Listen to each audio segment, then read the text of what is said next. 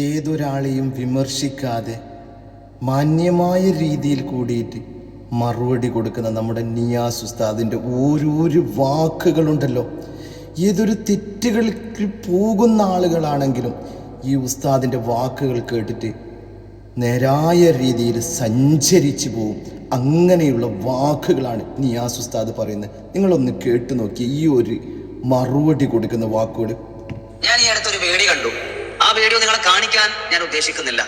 ആ വീഡിയോക്കകത്ത് എനിക്ക് മനസ്സിലായത്, ആരെല്ലാമോ ആ സഹോദരിയുടെ പ്രവർത്തനത്തെ കളിയാക്കിയതിന്റെ പേരിൽ തട്ടമിട്ടുകൊണ്ട് ഹൈന്ദവ ഭക്തിഗാനം പാടുകയും പൊട്ടുതൊട്ടുകൊണ്ട് ഇസ്ലാമിക് ഗാനം പാടിയാണ് ആ സഹോദരി പ്രതിഷേധം അറിയിച്ചത്. ആർക്കു വേണ്ടി? ആരെ തോൽപ്പിക്കാൻ വേണ്ടിയിട്ടാണ്? പ്രിയമുള്ള സഹോദരി, നിങ്ങൾ എന്തെങ്കിലും ചെയ്യുമ്പോൾ വ്യത്യസ്തങ്ങളായ മനസ്സുകളുള്ള വ്യത്യസ്ത സ്വഭാവമുള്ള മനുഷ്യർക്കിടയിലാണ് നമ്മൾ താമസിക്കുന്നത്. ആരെങ്കിലൊക്കെ വിമർശിക്കും, ആരെങ്കിലൊക്കെ അവരുടെ മനസ്സിൽ തോന്നുന്നത് പറയും. അത് കണ്ട് നമ്മൾ പ്രതികരിക്കാൻ നിന്നാൽ സ്വമേധയാ നമ്മൾ നശിക്കുന്നതല്ലാതെ നമുക്ക് വളരാൻ പറ്റൂല. മറ്റുള്ളവരുടെ കമന്റ് കണ്ടിട്ടാണോ നിങ്ങൾ ജീവിതത്തെ മുമ്പോട്ട് കൊണ്ടുപോകുന്നത്? ഒരു ഉദാഹരണം ഞാൻ ചോദിക്കാം. ഒരാൾ ഒരു സിഗരറ്റ് വലിച്ചു, അതുകൊണ്ട് 1-2 പേർ അദ്ദേഹത്തെ വിമർശിച്ചു.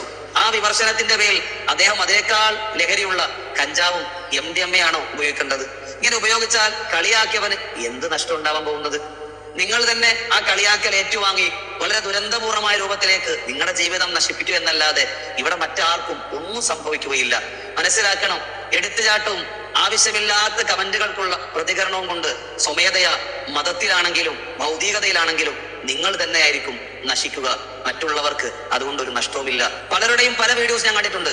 ഞാൻ അങ്ങനെ ചെയ്തത് എന്നെ അവർ കളിയാക്കിയതുകൊണ്ടാ, ഞാൻ ഇങ്ങനെ ചെയ്തത് എന്നെ അവർ ആക്ഷേപിച്ചുകൊണ്ടാ. ജനങ്ങൾ ആക്ഷേപിക്കുമ്പോൾ നിങ്ങൾ ഈ തെറ്റിലേക്കും വേണ്ടാത്തരത്തിലേക്കും പോകൽ കൊണ്ട് നിങ്ങളുടെ കുടുംബത്തിനും നിങ്ങളുടെ വീട്ടിലും നിങ്ങളുടെ സുന്ദരമായ ജീവിതങ്ങൾക്കും മാത്രമായിരിക്കും നഷ്ടം സംഭവിക്കുക. ഇന്നലെ വരെ നിങ്ങൾക്കറിയാത്ത നമുക്കറിയാത്ത ആരോ ഒരാളുടെ കമന്റ് കൊണ്ടല്ല നമ്മുടെ ജീവിതത്തെ നാം തീരുമാനിക്കേണ്ടത്. തിരിച്ചറിവാണ് വേണ്ടത്. എടുത്തുചാട്ടങ്ങൾ എവിടെയും പരാജയങ്ങൾ മാത്രമേ സമ്മാനിച്ചിട്ടുള്ളൂ. ചിന്തിച്ചുകൊണ്ട് ബുദ്ധിയോടുകൂടി പ്രവർത്തിക്കാൻ ശ്രമിക്കുക. നിങ്ങളുടെ ചുറ്റുപാടുമുള്ളവർ നിങ്ങളുടെ തകർച്ച ആഗ്രഹിക്കുന്നവർ തന്നെയാണ് നിങ്ങളെ പ്രകോപിപ്പിച്ചുകൊണ്ട് വായിൽ നിന്ന് വേണ്ടാത്തത് വരുത്താൻ ആഗ്രഹിക്കുന്നത്. അതിനൊന്നും കീഴ്പ്പെട്ടുകൊണ്ട് അടിമയായി മാറാൻ നമ്മൾ ആരും ശ്രമിക്കരുത്. പരിശുദ്ധമായ ഇസ്ലാം മറ്റുള്ളവരുടെ കളിയാക്കലിന് വേണ്ടി വലിച്ചെറിയേണ്ടതല്ല.